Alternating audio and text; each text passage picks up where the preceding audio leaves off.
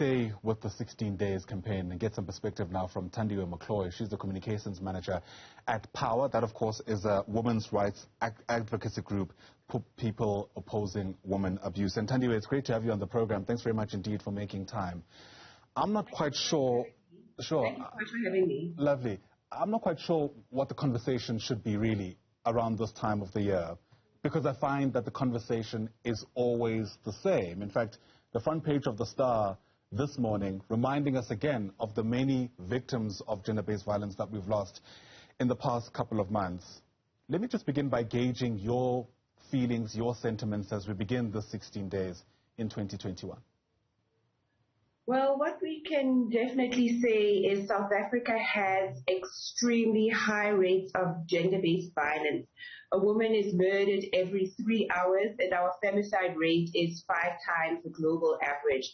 Now, if you look at the most recent statistics from Minister of Police Becky Cele, he stated in the time from July 2021 until September 2021, around 10,000 women were raped, or 10,000 people were raped, and South Africa has some of the highest rates of rape in the world.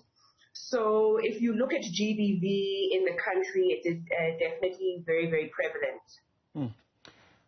It's interesting to try and gauge South Africa's pitch this year around, or the government's pitch at least. They want to move away from awareness and into accountability. I wonder, given the work that you do, whether you feel that that is where the gaps actually lie. In other words, is the government in this country reading the room accurately? Well, there definitely needs to be greater improvement in our criminal justice system. Police need to be better trained.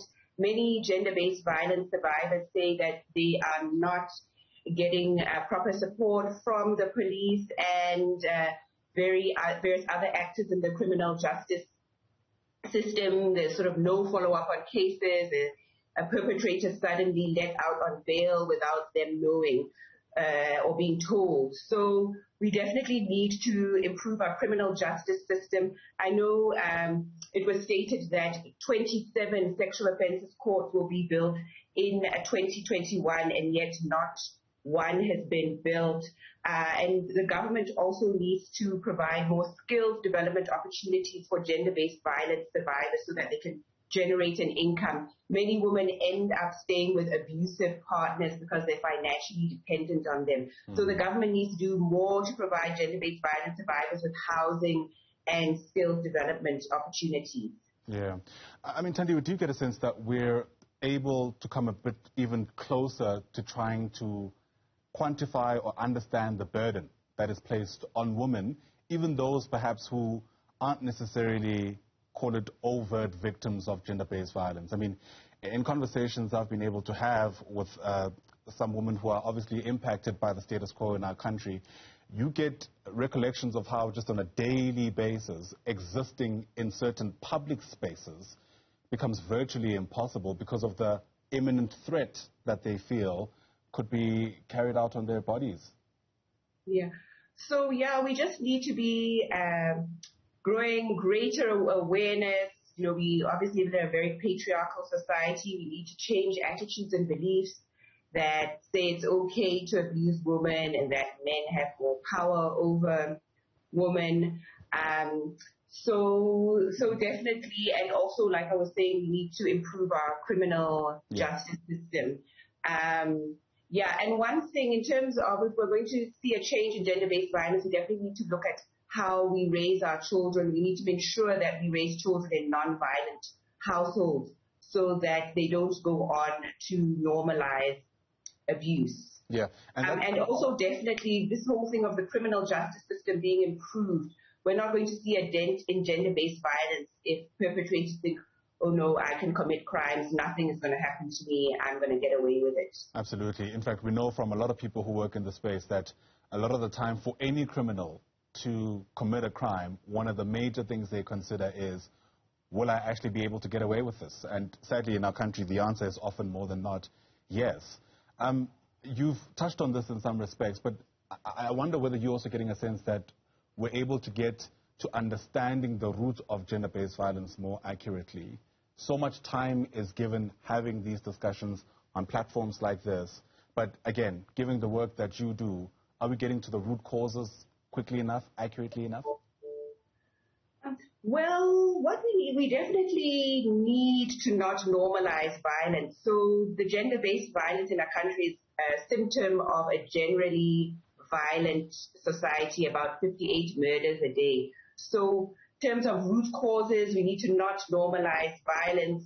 We need to sort out our issue with drinking. There are high rates of drinking in our country, and there's definitely a correlation between alcohol abuse and gender-based violence. We find that some women come to our shelter and say, oh, my husband is fine when he's not drunk, but as soon as he gets drunk, he becomes violent. So in terms of root causes, we definitely need to deal with this normalization of violence in our country. We definitely need to deal with issues around patriarchy. We definitely need to deal with issues around alcohol and drug abuse, because that does tend to make men more violent. Yeah. Sadly, because the numbers in our country are so staggering, people become desensitized. In fact, there's research that's suggesting that people have almost become numb and are not really empathizing with victims of gender-based violence.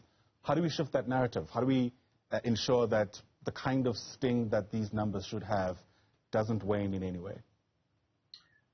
Well, we definitely need to look at the stories behind the statistics. Instead of just hearing about these terrible rape and domestic violence statistics, we can actually not numb society by telling the stories, the real stories behind the statistics. And POWA, this 16 Days of Activism, POWA has joined with Joko, Unilever tea brand Joko, to run the Donate Your Voice campaign. And as part of this campaign, we are sharing the different stories of physical, sexual, emotional, financial abuse suffered by women and the impact that it has had on their lives. So once you see and read and hear the real stories of abuse that women in our countries are going through, that can help to not numb society to our gender-based violence crisis. Thandiwe McCloy, thanks very much indeed for speaking to us. Really do appreciate your perspective as we begin this important period in our country. Thandiwe is the communications manager at POWA. That's an organization, People Opposing Women Abuse. The beginning of 16 days for a commemoration and a campaign, quite frankly, that I'm sure you'll agree should be running for 365 days across the year.